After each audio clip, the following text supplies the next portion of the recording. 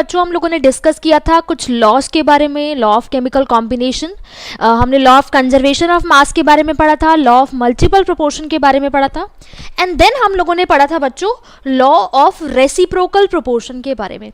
आज हम लोग कुछ बाकी के लॉज है वो डिस्कस करेंगे और उसके बाद डाल्टन्स एटॉमिक थ्योरी क्या होती है उसकी कुछ पोस्टुलेट डिस्कस करेंगे। तो यहाँ पे और इनसाइड कुछ इंपॉर्टेंट न्यूमेरिकल्स भी हम लोग डिस्कस करने वाले हैं, ठीक है। तो आज हमारे लॉज खत्म हो जाएंगे, देन हम लोग हमारा जो मेन चैप्टर है मोल, जिसमें हम मोल की बात करेंगे, atomic masses, average atomic masses, molecular masses, जो हमारा मेन चैप्टर है ना जिसपे पूरी फिजिकल केमिस्ट्री बेस्ड है, देन लॉज के खत्म होने के बाद वो टॉपिक बन जाएगा, ठीक है, शुरू हो जाएगा। तो इसलिए बने रहिए और ध्यान से सुनिए क्योंकि अब मेन टॉपिक हमारा मेन चैप्टर अब शुरू होने वाला है जिसपे पूरी की पूरी फिजिकल केमिस्ट्री बेस्ड है। तो इसलिए ध्यान से सुनिए और अब डिस्कस करते हैं हम लोग हमारा अगला टॉपिक। उससे पहले हम लॉ ऑफ रेसिप्रोकल प्रोपोर्शन पढ़ रहे थे, उससे रिलेटेड क्वेश्चन डिस्कस कर लेते हैं।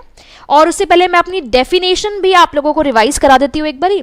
लॉ ऑफ रेसिप्रोकल प्रोपोर्शन में क्या था, एक एलिमेंट है सी, अगर उस एलिमेंट सी के साथ दो एलिमेंट्स ए और एलिमेंट बी कंबाइन कर रहा है, ठीक है, तो ये जो अगर सी एलिमेंट है, अगर मैं इसका मास फिक्स कर दूं तो ए और बी जिसने इस फिक्स्ड मास ऑफ सी के साथ कंबाइन किया उनका जो रेशो होगा, उनका कुछ रेशो आएगा। और उसके बाद जब ए और बी आपस में कंबाइन करते हैं तो उनके कंबाइन करने का कुछ रेशो होता है ना। तो ये जो रेशो आना चाहिए जब ये दोनों आपस में कंबाइन कर रहे हैं, सपोज रेशो आया x:y, ठीक है, और जब इस ए और बी ने सी के साथ कंबाइन किया, सी के कुछ फिक्स मास के साथ कंबाइन किया, उस टाइम पे जो इनका रेशो आना चाहिए वो रेशो आना चाहिए सेम, ठीक है। तो बस इतनी सी बात का याद रखना, लॉ ऑफ रेसिप्रोकल प्रोपोर्शन ये होता है। इसके एग्जांपल्स भी देखे थे हम लोगों ने, अब इससे रिलेटेड कुछ क्वेश्चन हम लोग डिस्कस करेंगे। उससे पहले बच्चों एक क्वेश्चन आपके लिए कि अगर मेरे पास NaCl है, NaBr है और NaI है, इसके केस में क्या मैं law of reciprocal proportion check कर सकती हूँ क्या? जल्दी से मुझे आंसर बताइए कमेंट सेक्शन में कि NaCl, NaBr, NaI, इनके केस में हम लोग लॉ ऑफ रेसिप्रोकल प्रोपोर्शन देख सकते हैं कि फॉलो होगा या फिर नहीं होगा। लास्ट क्लास में बच्चों हम लोगों ने कुछ ऐसे क्वेश्चंस डिस्कस करे थे, वहां पे हम लोग प्राइमरी कंडीशंस देख रहे थे। सिमिलरली अब क्वेश्चन यहाँ पे है, क्या NaCl, NaBr और NaI के केस में law of reciprocal proportion follow होगा या फिर नहीं होगा? तो बिल्कुल सही है, इसके केस में law of reciprocal proportion follow नहीं होगा क्योंकि देखो एटम्स कॉमन है, Na कॉमन है, तो ये मेरे पास एक एलिमेंट हो गया C, ये मेरे पास एलिमेंट हो गया C, ठीक है। अब Cl और Br कंबाइन कर रहे हैं तो अगला जो है कंपाउंड वो Cl और Br से बनना चाहिए, लेकिन ये तो कोई और कंपाउंड है, एक अलग ही कंपाउंड आ गया ना। तो इसीलिए इनके केसेस में law of reciprocal proportion follow नहीं होगा, ठीक है। तो इस चीज का ध्यान रखो कि basically law of reciprocal proportion के लिए एक एटम कॉमन होना चाहिए, एक एलिमेंट, बाकी दोनों एटम्स डिफरेंट होने चाहिए और एक और कंपाउंड बनना चाहिए इन दोनों डिफरेंट एटम से। तो Cl और Br के थ्रू एक कंपाउंड बनना चाहिए ना, लेकिन ये जो कंपाउंड बन रहा है वो सोडियम और आयोडाइड के थ्रू बन रहा है, तो इसीलिए इस केस में law of reciprocal proportion follow नहीं होगा। अब चलते हैं इससे रिलेटेड एक न्यूमेरिकल पे, काफी अच्छा क्वेश्चन है, ठीक है, सेम इसी से रिलेटेड है, बस हमें इस क्वेश्चन में प्रूफ करना है कि यहाँ पे law of reciprocal proportion follow होगा, ठीक है, हमें ये चीज प्रूव करनी है। तो अब क्वेश्चन में उसने बोला कि एक कंपाउंड है मेरे पास अमोनिया, तो सबसे पहली चीज यहाँ पे ये है कि अमोनिया किससे बना होगा? तो जो अमोनिया है वो बना होगा नाइट्रोजन से और हाइड्रोजन से, ठीक है। नाइट्रोजन और हाइड्रोजन ने रिएक्ट किया और उसके बाद मेरे पास अमोनिया की फॉर्मेशन हो गई, ठीक है। अब जब अमोनिया की फॉर्मेशन हुई तो उसमें 82.35% तो था नाइट्रोजन और उसमें 16.75% थी हाइड्रोजन, ठीक है, 16.75% थी हाइड्रोजन। अब हमने क्या देखा कि एक और कंपाउंड बन रहा है, वो बन रहा है वाटर, यानी कि वो बन रहा है हाइड्रोजन से और ऑक्सीजन से। अब उन्होंने वाटर की भी कुछ परसेंटेज दे दी। वाटर की परसेंटेज कितनी थी? 88.9% उसमें ऑक्सीजन था और उसमें 11% थी हाइड्रोजन। ठीक है, तो वाटर के अंदर हम लोगों ने ऑक्सीजन की परसेंटेज और हाइड्रोजन की परसेंटेज भी देख ली। ठीक है, अब उन्होंने बोला कि एक और कंपाउंड बन रहा है और वो कंपाउंड बन रहा है नाइट्रोजन और ऑक्सीजन की रिएक्शन से, जिसका नाम है नाइट्रोजन ट्राईऑक्साइड यानी कि N2O3। अब इस N2O3 में भी उन्होंने कंपोजिशन दे दी कि 63.15% उसमें ऑक्सीजन है। इस N2O3 में 63.15% ऑक्सीजन है और उसके अलावा 36.85% उसमें नाइट्रोजन है। तो इसकी भी कंपोजिशन दे दी। हमें प्रूफ करना है कि ये जो मुझे डाटा गिवन है ना, ये लॉ ऑफ रेसिप्रोकल प्रोपोर्शन को फॉलो कर रहा है। ठीक है, ये लॉ ऑफ रेसिप्रोकल प्रोपोर्शन को फॉलो कर रहा है। अब कैसे करेंगे देखो, लॉ ऑफ रेसिप्रोकल प्रोपोर्शन में क्या होता है, एक फिक्स एलिमेंट उसके साथ दो अलग अलग एलिमेंट कंबाइन कर रहे हैं और दो अलग अलग कंपाउंड बना रहे हैं। तो देखो यहाँ पे वो फिक्स एलिमेंट है हाइड्रोजन, तो हाइड्रोजन के साथ नाइट्रोजन भी रिएक्ट कर रहा है और ऑक्सीजन भी रिएक्ट कर रहा है। जब नाइट्रोजन रिएक्ट कर रहा है तो अमोनिया बन रहा है और जब ऑक्सीजन रिएक्ट कर रहा है तो वाटर बन रहा है। ठीक है, तो पहली चीज मुझे क्या प्रूफ करनी होती है कि वो जो एक कॉमन एलिमेंट है ना, उसके फिक्स मास के साथ जो बाकी दोनों एलिमेंट यानी कि नाइट्रोजन और ऑक्सीजन कंबाइन कर रहे हैं, इनका रेशो निकालना होता है। तो मैं यही करूंगी, हाइड्रोजन के कुछ फिक्स अमाउंट के साथ, कुछ फिक्स मास के साथ नाइट्रोजन और ऑक्सीजन के अमाउंट का रेशो कैलकुलेट करूंगी। तो वो हम लोग करके देखते हैं।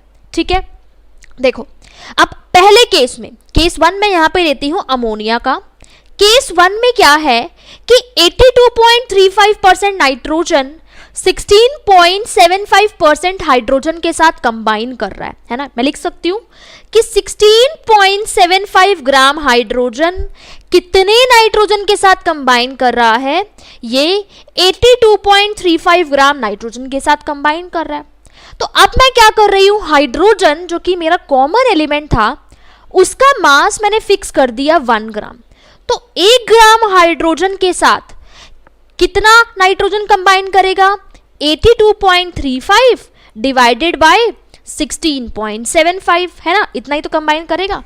जब इसको डिवाइड करूंगी तो आंसर आ जाएगा मेरा 4.67 ग्राम नाइट्रोजन। यानी कि मैंने क्या देखा कि 1 ग्राम जो नाइट्रोजन है ना, वो 4.67 ग्राम नाइट्रोजन के साथ कंबाइन कर रहा है। ठीक है, अब सेकंड केस देखते हैं। जब वाटर बन रहा था हाइड्रोजन और ऑक्सीजन से, तो मैंने क्या देखा कि 88.90% ऑक्सीजन 11% हाइड्रोजन के साथ कंबाइन कर रहा है। तो मैं केस 2 लिखती हूं यहां पे वाटर के लिए। केस 2 क्या है कि 88.9% ऑक्सीजन 11% हाइड्रोजन के साथ कंबाइन कर रहा है, यानी कि जो मेरा 11 ग्राम हाइड्रोजन है वो 88.9 ग्राम ऑक्सीजन के साथ कंबाइन कर रहा है ना। तो मैं फिर से 1 ग्राम हाइड्रोजन के लिए देखती हूँ क्या आएगा। तो 1 ग्राम हाइड्रोजन के लिए ऑक्सीजन कितना आ जाएगा, 88.9 डिवाइडेड बाय 11 ग्राम, यानी कि ये आ जाएगा 8.01 ग्राम ऑक्सीजन। ठीक है, ये मेरे पास ऑक्सीजन का मास आ गया। ठीक है, तो यहां पे मैंने क्या किया, हाइड्रोजन का मास फिक्स कर दिया, पहले केस में भी 1 ग्राम और दूसरे केस में भी 1 ग्राम कर दिया। ठीक है, अब इस हाइड्रोजन के कुछ फिक्स मास के साथ कुछ नाइट्रोजन का अमाउंट आया, कुछ ऑक्सीजन का अमाउंट आया। अब इनके जो अमाउंट्स आए ना, बस इनका रेशो देख लो। ठीक है, तो इनका रेशो क्या हो जाएगा, ratio of nitrogen is to oxygen क्या हो जाएगा, नाइट्रोजन कितना है 4.67 इज टू 8.01 है ना। अब ये आ जाएगा सॉल्व करके 1 इज टू 1.72। तो हाइड्रोजन के फिक्स मास के साथ जितना नाइट्रोजन और जितना ऑक्सीजन आया वो रेशो है 1 इज टू 1.72, वो मैंने निकाल लिया। ठीक है, लॉ तो अभी भी यहाँ पे खत्म नहीं हुआ। लॉ तो ये बोलता है कि नाइट्रोजन और ऑक्सीजन जब आपस में कंबाइन कर रहे हैं उनका भी कुछ पर्टिकुलर रेशो होगा।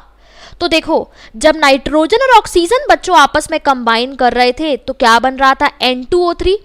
अब इस N2O3 के अंदर 63.15% ऑक्सीजन थी और 36.85% नाइट्रोजन थी। यानी कि सिंपल, दोनों का रेशो चाहिए मुझे नाइट्रोजन इस टू ऑक्सीजन का, तो निकाल लेती हूँ N2O3 के केस में।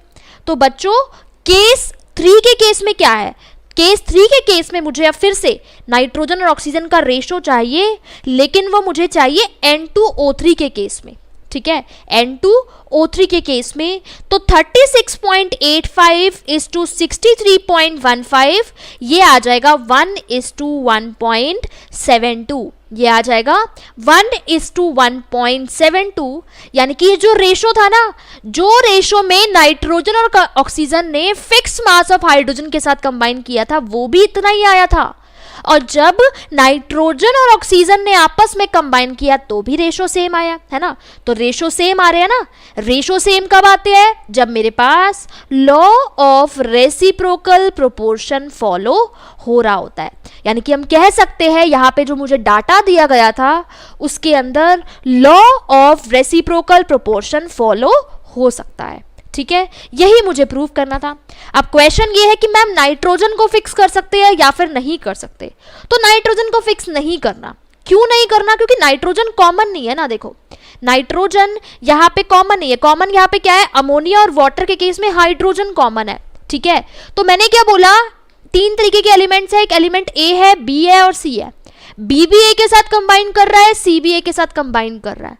और बी ए के जितने फिक्स मास के साथ कंबाइन करेगा या फिर सी ए के जितने फिक्स मास के साथ कंबाइन करेगा, उस केस में बी और सी का कुछ रेशो आएगा, वो उसके सेम होना चाहिए जब बी और सी आपस में कंबाइन करेंगे। तो इसीलिए बच्चों इस चीज का ध्यान रखना कि जो कॉमन एलिमेंट था दोनों कंपाउंड्स में, अमोनिया और वाटर में हाइड्रोजन कॉमन था, इसलिए मैंने हाइड्रोजन के मास को फिक्स रखा और देन बी और सी के मासेस का हम लोगों ने रेशो निकाला, ठीक है। तो इस चीज को आप लोग ध्यान रखिए। तो यहाँ पे हमें लॉ ऑफ रेसिप्रोकल प्रोपोर्शन हमें एक्सप्लेन करना था कि ये जो मुझे डाटा गिवन है ना, ये लॉ ऑफ रेसिप्रोकल प्रोपोर्शन को फॉलो कर रहा है। तो इस रिलेटेड भी कुछ क्वेश्चन हो गया, ठीक है। अब हम लोग डिस्कस करते हैं कि आगे का लॉ। अब हम लोग डिस्कस करते हैं नेक्स्ट लॉ, ठीक है। 2 लॉज बचे हैं हमारे पास। एक बचा है गे-लुसाक्स लॉ ऑफ गैसियस वॉल्यूम और एक बचा है मेरे पास अवोगाड्रोस लॉ, ठीक है। अब ये गे-लुसाक्स लॉ ऑफ गैसियस वॉल्यूम क्या होता है इसके बारे में हम लोग डिस्कस करते हैं, ठीक है। सबसे पहली बात, एक साइंटिस्ट था, उसने बहुत सारे एक्सपेरिमेंट्स किए। उसने हाइड्रोजन और ऑक्सीजन, उसने ऐसे एक्सपेरिमेंट्स किए जिसमें गैसेस आपस में कंबाइन कर रही थी और उन गैसेस के कंबाइन करने से जो प्रोडक्ट बन रहा था ना, वो प्रोडक्ट भी मेरे पास गैसेस थी, ठीक है। तो उसने काफी सारे एक्सपेरिमेंट किए। उसने क्या देखा कि हाइड्रोजन मेरे पास गैस है, ऑक्सीजन मेरे पास गैस है, और इन जब दोनों की रिएक्शन हो रही है तो वाटर जो बन रहा है सपोज वो भी गैसेस में बन रहा है, ठीक है। मैं रिएक्शन को बैलेंस करके लिखती हूँ तो यहाँ पे 2H2O आ जाएगा। उसने ये वाली रिएक्शन देखी जब 2 गैसेस आपस में कंबाइन कर रही थी और बनने वाला जो प्रोडक्ट था ना वो भी गैस था। उसने सोचा कि यार एक और रिएक्शन देखता हूँ। तो हाइड्रोजन गैस और जब क्लोरीन गैस आपस में कंबाइन कर रही थी तो HCl गैस बन रही थी और बैलेंस करने के बाद यहाँ आएगा 2HCl गैस, ठीक है। उसने और एक्सपेरिमेंट किए और देखा कि जब और तरीके की गैसेस बनती है तो कौन सी गैसेस प्रोडक्ट बनते हैं। तो उसने देखा कि जब नाइट्रोजन गैस और हाइड्रोजन गैस आपस में कंबाइन करती है तो अमोनिया गैस बनती है। बैलेंस करने के बाद ये हो जाएगा N2 + 3H2 गिविंग 2 अमोनिया। तो ये जो साइंटिस्ट था ना उसने काफी सारी गैसेस के केस में एक्सपेरिमेंट्स किए, ठीक है। उसने काफी सारी गैसेस के केस में एक्सपेरिमेंट्स किए और उसने देखा कि जब गैसेस आपस में रिएक्ट कर रही है और गैसियस प्रोडक्ट भी बना रही है तो गैसेस के वॉल्यूम्स को, यानी कि जो रिएक्टेंट के वॉल्यूम है ना, उसको मैं किसी तरीके से प्रोडक्ट के वॉल्यूम से रिलेट कर सकती हूँ। कैसे रिलेट कर सकती हूँ, ठीक है, उसके बारे में मैं डिस्कस करूंगी। और उसने एक चीज मेंशन करी, क्या मेंशन करी कि ये जो मैं रिएक्शंस कर रही हूं ना सारी की सारी, ये मैं रिएक्शंस सेम टेम्परेचर पे और सेम प्रेशर पे मैं ये रिएक्शंस कर रही हूं, ठीक है। लॉ ऑफ मल्टीपल प्रोपोर्शन मैंने लास्ट क्लास में समझाया था, वहां से जाके देख सकते हैं। तो जब ये रिएक्शंस मेरे पास हो रही है तो ये सेम टेम्परेचर पे हो रही है और सेम प्रेशर पे रिएक्शन हो रही थी। उसने काफी सारे एक्सपेरिमेंट्स किए, काफी सारी रिएक्शंस करा के देखी।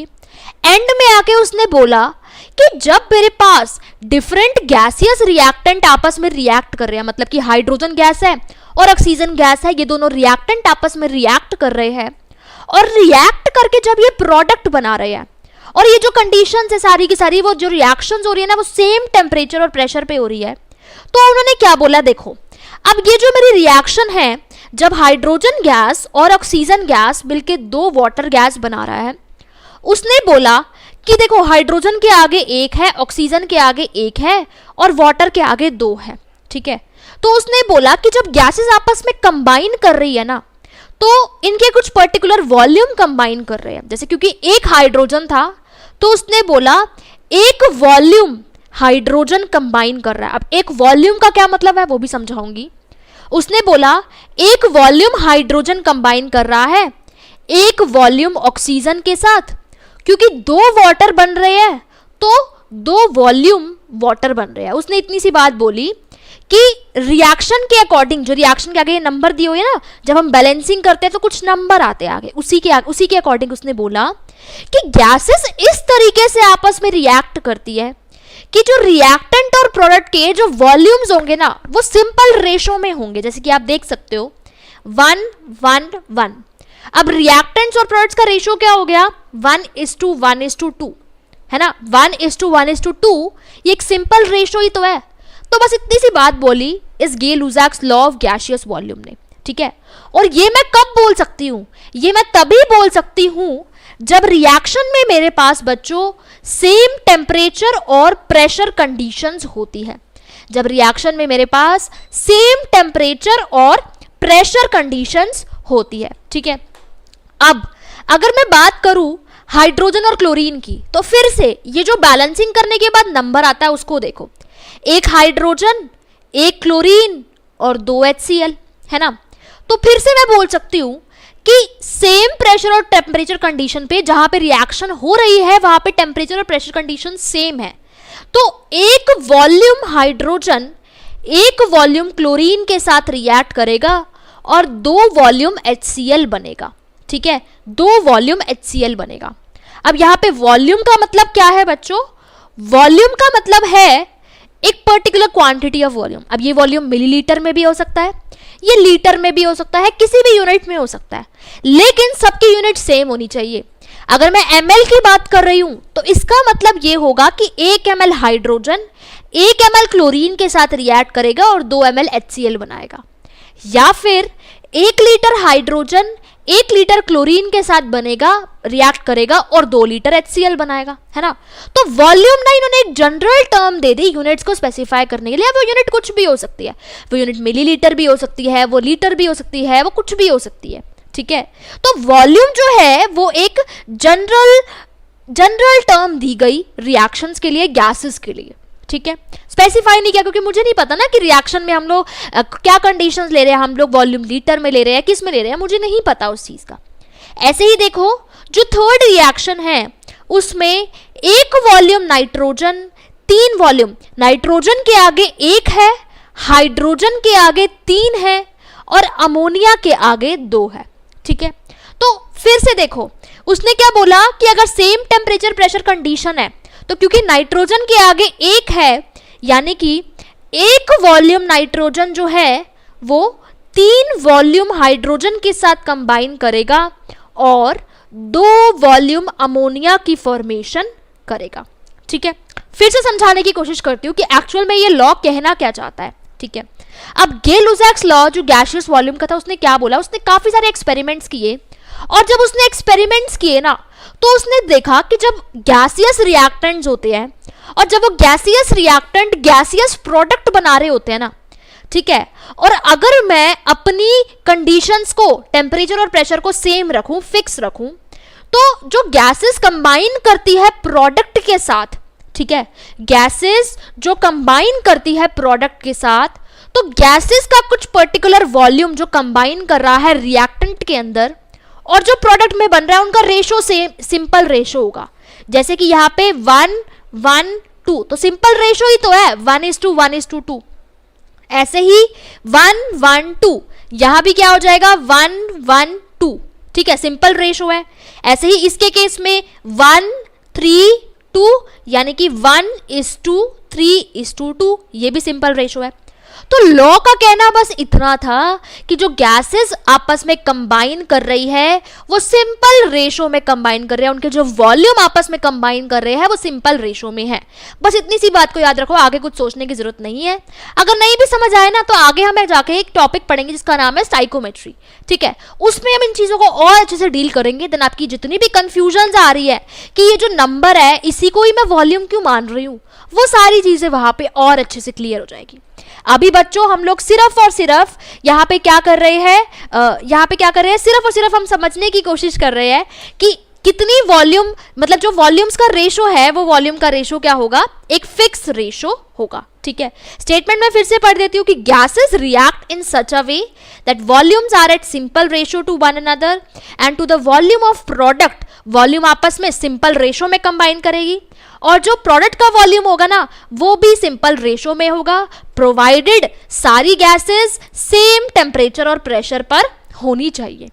अब लॉ तो मुझे समझ में आ गया कि लॉ क्या होता है।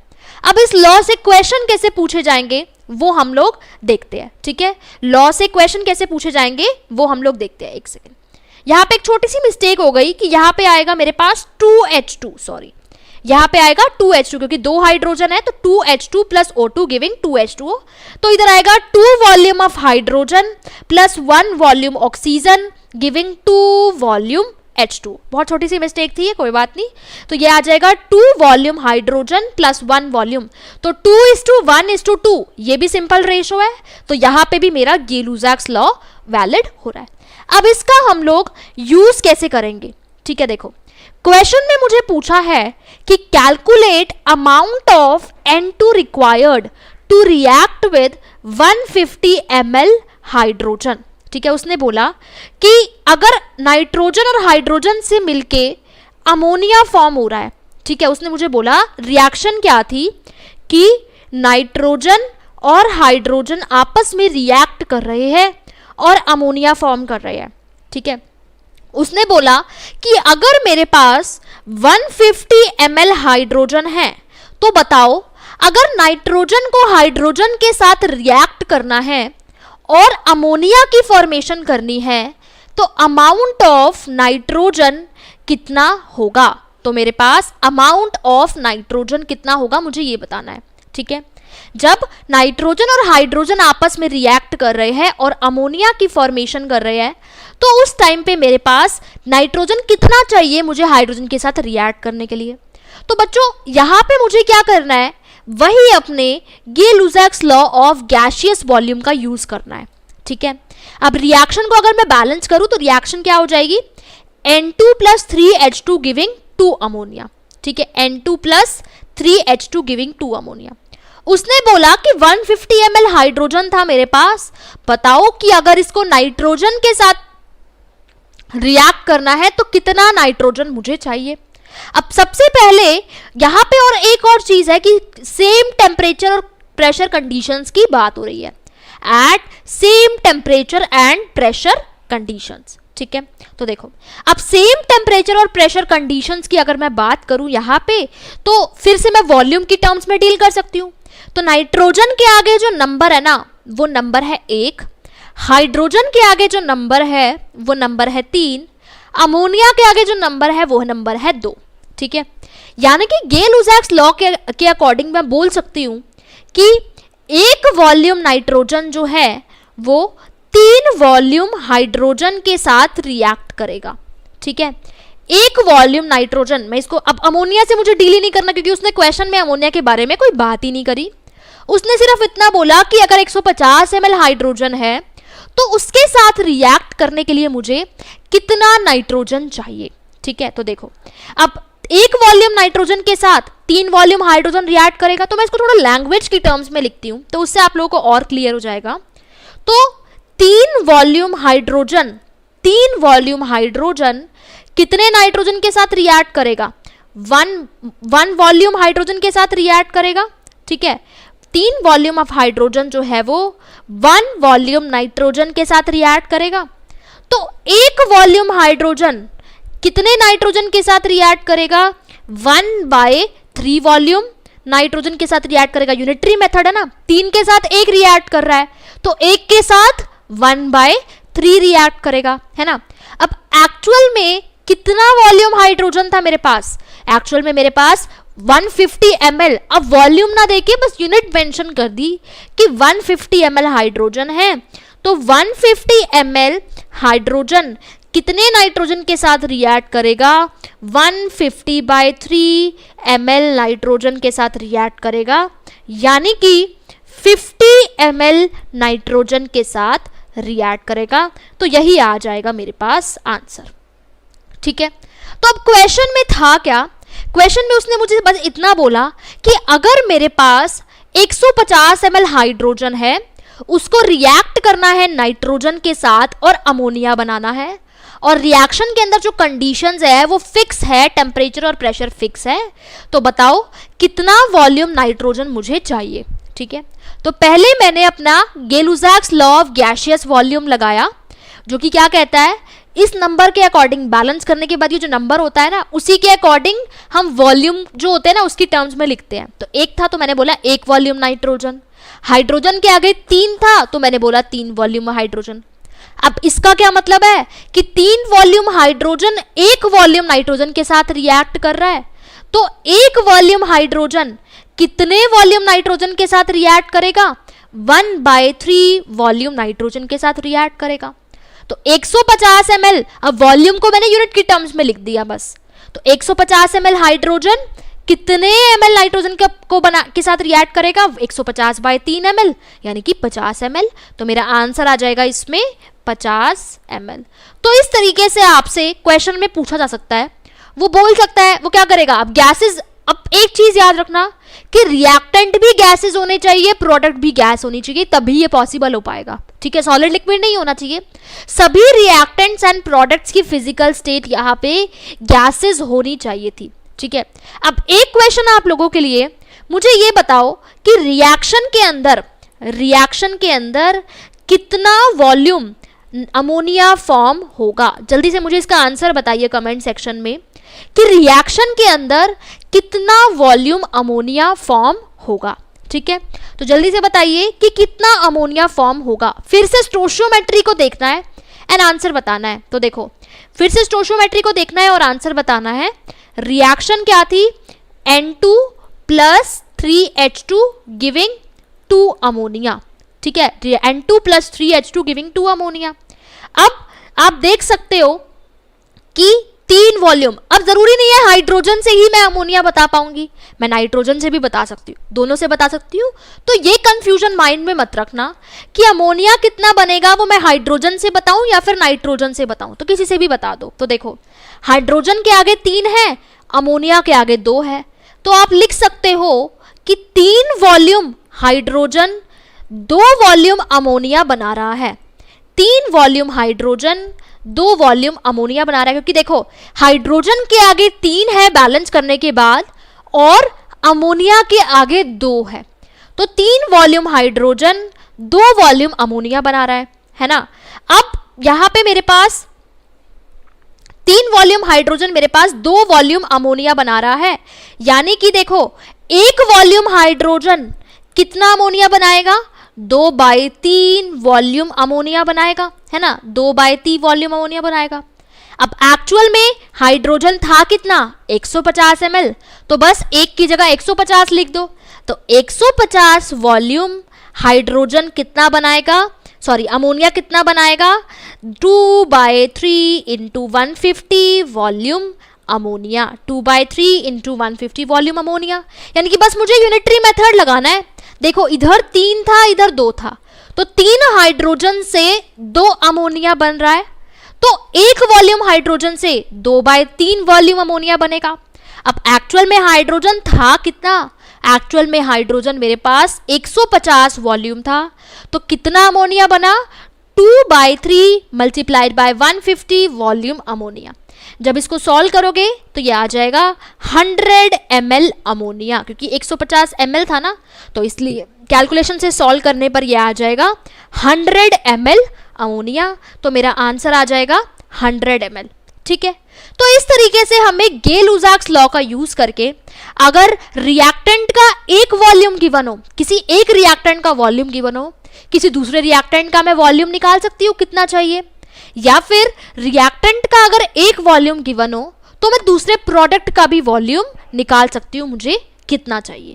ठीक है, तो इस तरीके के क्वेश्चंस आपसे पूछे जा सकते हैं, और ये क्वेश्चंस आगे जब हम लोग अपना स्टाइकोमेट्री से डील करेंगे ना, वहां पे आपको इजी लगेंगे। अभी थोड़ा सा मुश्किल लग रहा होगा कि ये क्या किया, क्यों हुआ, तो जब मैं वहां पे स्टाइकोमेट्री पढ़ाऊंगी तो ऐसे क्वेश्चंस बहुत सारे आपको प्रैक्टिस कराऊंगी ताकि आपको ये कॉन्सेप्ट्स अच्छे से क्लियर हो जाए।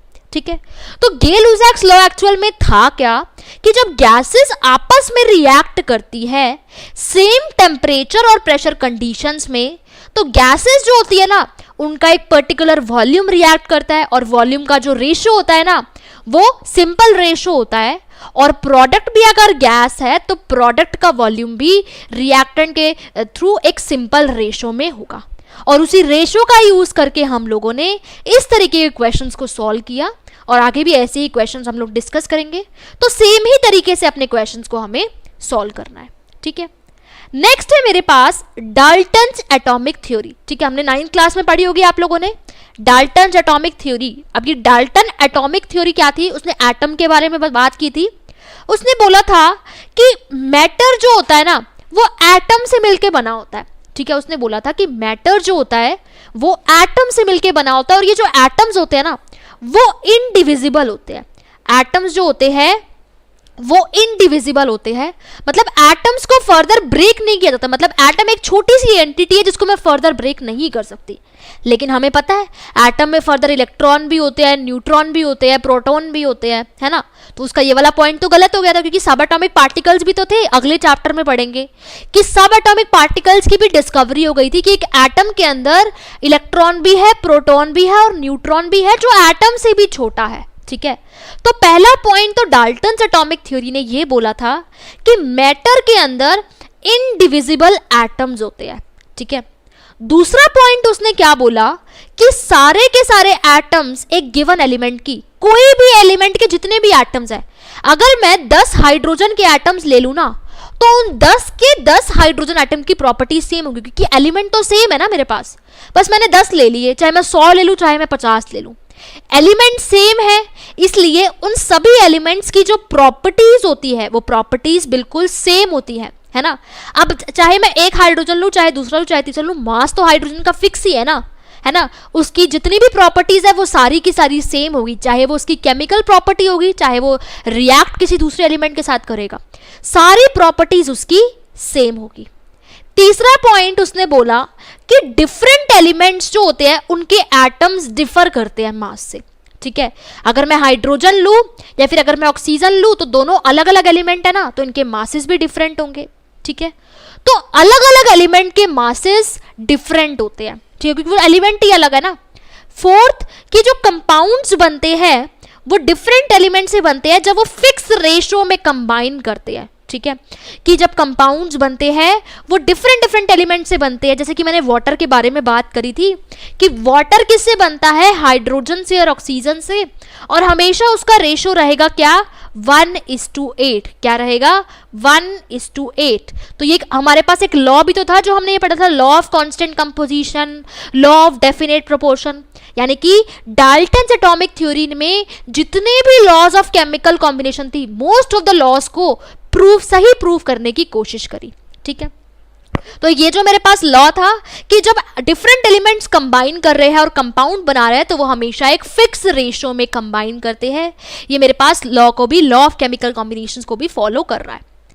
फिफ्थ पोस्टुलेट उसने क्या दिया कि जो केमिकल रिएक्शंस होती है उसमें एटम्स की सिर्फ और सिर्फ रीऑर्गेनाइजेशन होती है। ये बात तो हमने 10th क्लास के पहले चैप्टर में पढ़ते थे हम लोग कि एटम सिर्फ रीऑर्गेनाइज करते हैं, मतलब कि रिएक्टेंट में एटम अगर ऑक्सीजन हाइड्रोजन के साथ है तो प्रोडक्ट में वो किसी दूसरे एलिमेंट के साथ चला जाएगा। तो एटम बस आपस में रीऑर्गेनाइज करते हैं, ना तो कोई एटम बनता है ना ही कोई एटम फर्दर डिस्ट्रॉय हो जाता है, ठीक है।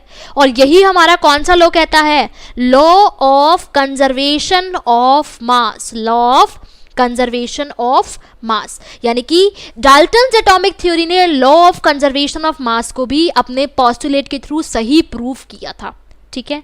तो डाल्टन्स एटॉमिक थ्योरी ने law of conservation of mass को भी सही प्रूव किया था, ठीक है। उसने बोला कि एटम जो होता है ना वो बहुत छोटा पार्टिकल है जो केमिकल रिएक्शन में पार्ट लेता है, ठीक है।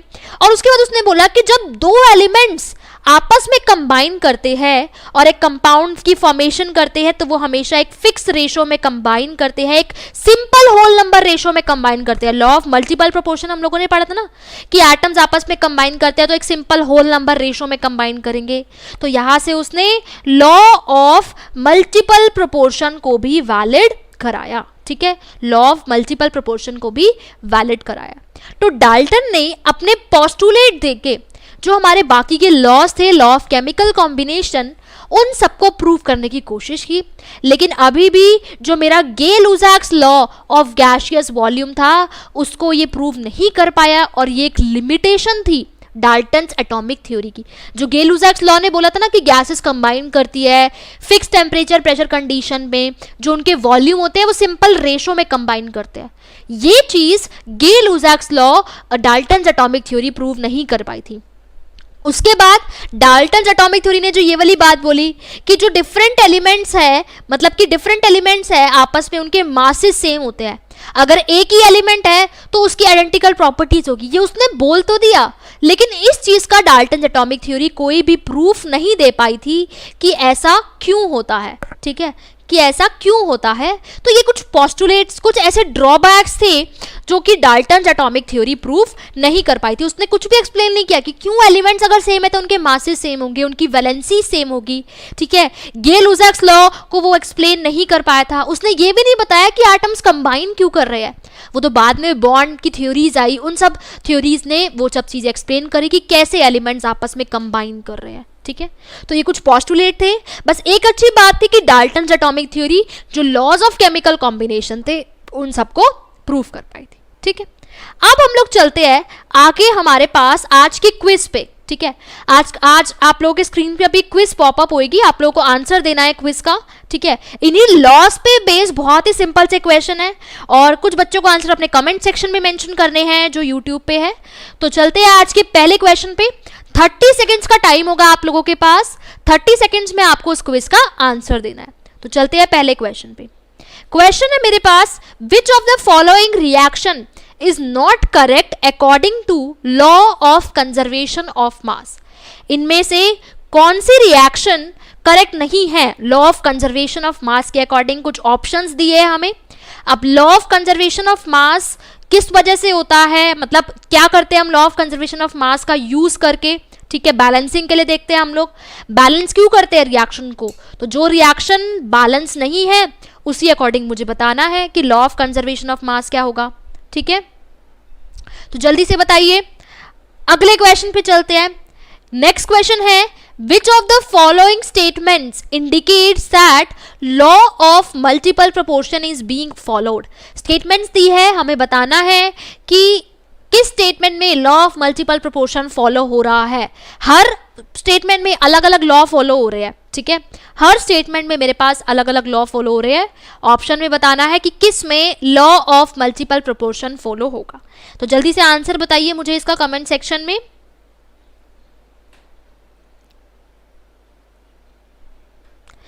तो आई होप आप लोगों ने आंसर दिए होंगे। अब चलते हैं पहले क्वेश्चन पे। Which of the following reaction is not correct according to law of conservation of mass. तो बस यही देख लो, जो बैलेंस नहीं है वो करेक्ट नहीं है, क्योंकि लॉ ऑफ कंजर्वेशन ऑफ मास यही बोलता है ना कि रिएक्टेंट का टोटल मास प्रोडक्ट के इक्वल होना चाहिए, और वो तभी होगा जब नंबर ऑफ एटम्स रिएक्टेंट में और प्रोडक्ट्स में बैलेंस होंगे। तो पहली रिएक्शन मेरी बैलेंस है, तो ये करेक्ट आंसर नहीं है। सेकेंड रिएक्शन बैलेंस नहीं है, देखो इधर 3 कार्बन है इधर 1 कार्बन है, देखते ही पता चल गया। तो ये मेरा आंसर है ऑप्शन नंबर बी, क्योंकि यहाँ पे एटम्स बैलेंस नहीं है तो law of conservation of mass follow नहीं हो रहा, ठीक है। नेक्स्ट रिएक्शन भी बैलेंस है, 4 फास्फोरस 10 ऑक्सीजन 10 ऑक्सीजन, तो ये भी इनकरेक्ट आंसर है। नेक्स्ट रिएक्शन भी बैलेंस है, तो ये भी मेरे पास इनकरेक्ट आंसर है। तो क्योंकि ऑप्शन नंबर बी जो है वो अनबैलेंस रिएक्शन है, इसीलिए लॉ ऑफ कंजर्वेशन ऑफ मास मेरे पास फॉलो नहीं हो रहा। तो मेरा आंसर है इसमें ऑप्शन नंबर बी। अगला क्वेश्चन है, which of the following statements indicate the law of multiple proportion. पहले में वो बोल रहा है कि कार्बन डाइऑक्साइड से अगर मैं किसी भी सोर्स से लूं तो कार्बन और ऑक्सीजन का रेशियो 1:2 होगा। तो ये तो लॉ ऑफ कांस्टेंट कंपोजिशन या फिर लॉ ऑफ डेफिनेट प्रोपोर्शन होता है। तो ये तो लॉ ऑफ मल्टीपल प्रोपोर्शन नहीं है, तो ये इनकरेक्ट है। उसके बाद जब मैग्नीशियम ऑक्सीजन में बर्न कर रही हूं तो जितना मैं अमाउंट ऑफ मैग्नीशियम ले रही हूं उतना ही अमाउंट ऑफ मैग्नीशियम ऑक्साइड में होगा, यानी कि एटम्स का मास रिएक्टर में और प्रोडक्ट में सेम होगा। तो ये लॉ ऑफ कंजर्वेशन ऑफ मास है, तो ये भी मेरे पास इनकरेक्ट होगा। ये मेरे पास law of conservation of mass को बता रहा है। नेक्स्ट है डी ऑप्शन में, ये कांस्टेंट टेम्परेचर और प्रेशर में 200 ml हाइड्रोजन 100 ml ऑक्सीजन के साथ कंबाइन करेगा और 200 ml वाटर बनेगा, तो 2H2 plus O2 giving 2H2O। तो उस अकॉर्डिंग देख सकते हो 2 वॉल्यूम हाइड्रोजन 1 वॉल्यूम ऑक्सीजन के साथ कंबाइन करेगा और 2 वॉल्यूम ऑक्सीजन बनेगा, उसी अकॉर्डिंग रेशियो है 2:1:1। तो ये तो गेल-लुजैक्स लॉ है, तो ये भी इनकरेक्ट है। अब बचा ऑप्शन नंबर बी, तो ऑप्शन नंबर बी मेरा करेक्ट होगा। कार्बन 2 ऑक्साइड बना रहा है CO2 और CO, जहां पे मासेस ऑफ ऑक्सीजन कंबाइन कर रहे हैं with fix mass of carbon are in the ratio 2:1। तो ये बिल्कुल सही है कि अगर कार्बन ऑक्सीजन के साथ कंबाइन करके कार्बन मोनोऑक्साइड बना रहा है और कार्बन डाइऑक्साइड बना रहा है, तो अगर फिक्स मास ऑफ कार्बन के साथ ऑक्सीजन कंबाइन कर रहा है दोनों कंपाउंड में, तो उनका रेशो एक सिंपल रेशो होता है 2:1। CO2 में 2 ऑक्सीजन है, CO में 1 है, तो रेशो क्या हो जाएगा 2:1। यानी कि बी मेरा जो ऑप्शन है वो लॉ ऑफ मल्टीपल प्रोपोर्शन को फॉलो कर रहा है, इसलिए ऑप्शन नंबर बी मेरा करेक्ट ऑप्शन है। ठीक है, तो यहाँ पे हम लोगों ने जो लॉज थे, जितने भी लॉज ऑफ केमिकल कॉम्बिनेशन थे वो डिस्कस किए। अभी भी एक लॉ बचता है, अवोगैड्रोस लॉ। वो अवोगैड्रोस लॉ मैं आपको तब समझाऊंगी जब हम लोग मोल के बारे में बात कर चुके होंगे, क्योंकि अगर आपको मोल ही नहीं पता, मोल क्या होता है, कैसे मोल्स कैलकुलेट करते हैं, अगर आपको ये सब चीजें ही नहीं पता तो उसे समझना थोड़ा सा मुश्किल है। ठीक है, तो इसीलिए अगली क्लास में या फिर जब हम लोग मोल की बात खत्म कर लेंगे देन मैं उस लॉ को उठाऊंगी एंड देन उसको डिस्कस करेंगे कि अवोगैड्रोस लॉ क्या होता है। ठीक है, उसके अलावा अगर आपको कोई भी डाउट है तो उसको कमेंट सेक्शन में जरूर मेंशन कर सकते हैं। Thank you very much.